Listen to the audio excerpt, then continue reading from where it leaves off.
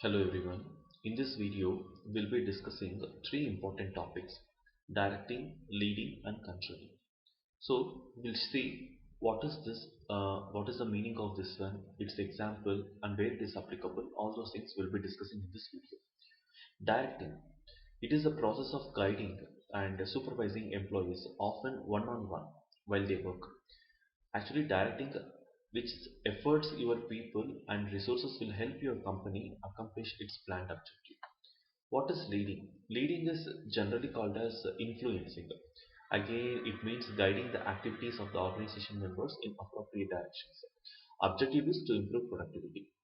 And leading, getting others to perform the necessary tasks by motivating them to achieve the organization's objectives.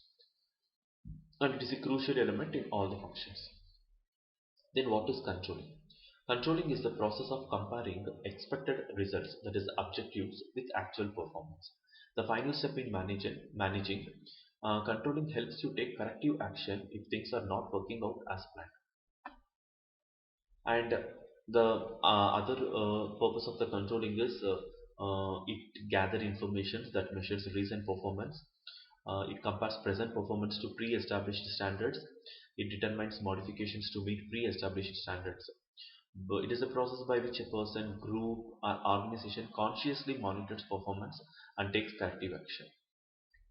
What are the importance of directing? Here you can able to see the sketch which I have shown here.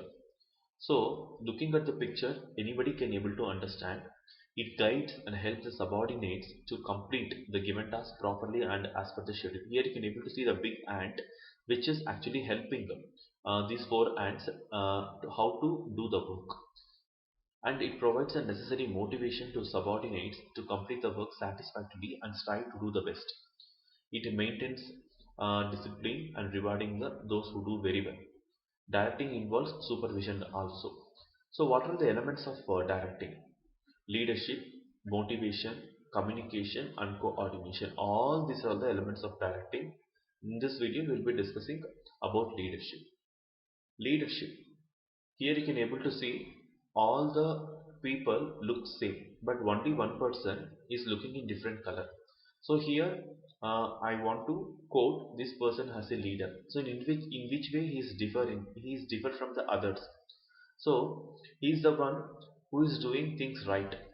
So that is the management, but leadership is doing the right things. So how can we define leadership?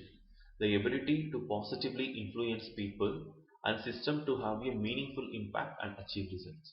So leading people, influencing people, commanding people, guiding people, everything we can call it as a definition for the leadership. What are the characteristics of leadership? Leader must have followers. It is working relationship between leader and followers. Purpose is to achieve some common objectives or general objectives. A leader influences his followers willingly, not by force. Leadership is a power relationship, and it is a continuous process. And we have types of leadership styles: autocratic leadership style, democratic leadership style, free reign leadership style. We'll see one by one. What is autocratic? A leadership style where the leader makes all decisions independently or without consulting with others. This is the autocratic. Most of the institutions we could able to see these kind of leaders. It has its advantages and disadvantages. Advantages is good in certain circumstances because they need not to answer to any of them, and even others cannot interfere in their decisions, such as urgent tasks or the military actions, like whatever. And disadvantages are, it may be a if it is a poor decision, then all the process, all the people who is working under him, everyone will suffer, and a poor level of employee motivation also will be there. And here you can able to see some of the examples of autocratic leaders. You can able to see the picture, and you can able to understand the behavior of these autocratic leaders is usually rude. They will not give respect to anyone. Then moving to the second one, democratic. See, a leadership style where a leader encourages employee participation in decision making. Type of consultative. Advantages may be better decisions, employee motivation, but even need to have disadvantages, that is delayed decision, long consultation. And here you can able to see the examples of a democratic leader. Here you can able to see a leader. He is equally treating all his employees and he is asking the opinion. And similarly, It is a parliament or secretary, anywhere you can see, like equal importance or equal chances will be given to all the person who is sitting inside this hall, and anybody can able to speak whatever they wish, and even they can avoid any kind of comparisons in the democratic kind. And moving to the third type, that is free reign. So this kind of leadership style where employees are encouraged to make their own decisions. Advantages are of course more freedom for employees, and this is very rare in these days. Disadvantages includes a few guidelines, little incentives, poor motivation, and maybe less. And what is the difference between managers and leaders? Here we can see managers as leaders.